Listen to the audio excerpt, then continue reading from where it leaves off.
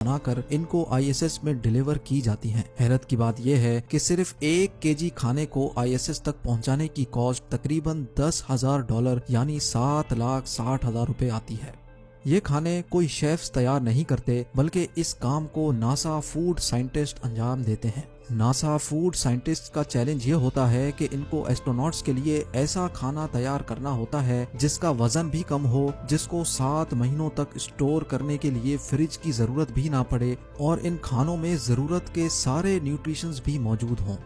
इसके लिए ये फूड साइंटिस्ट खाना पकाने के बाद इनको फ्रीज ड्राइंग टेक्नोलॉजी के जरिए फ्रीज करते हैं, जिसकी वजह से इनमें से 97% पानी रिमूव हो जाता है और खाने का वेट सिर्फ 3% रह जाता है। अब इन डिशेस को पैकिंग मशीन के जरिए ना सिर्फ पैक किया जाता है, बल्कि इसके अंदर से सारी हवा भी निकाल ली जाती है।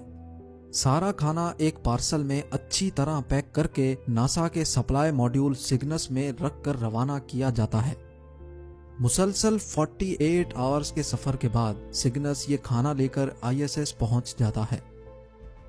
ये तो हो गई खाने की बात। अब आते हैं पानी के इस्तेमाल पर। आईएसएस पर एस्ट्रोनॉट्स जमीन पर रहने वाले इंसानों के मुकाबले में सिर्फ 1% पानी इस्तेमाल करते हैं।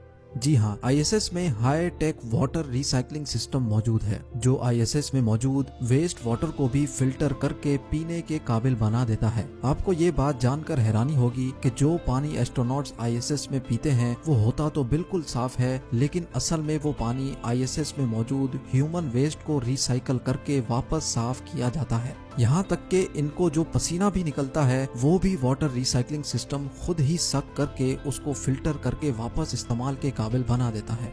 इस तरह आईएसएस में पानी के इस्तेमाल को 99% सेव किया जाता है।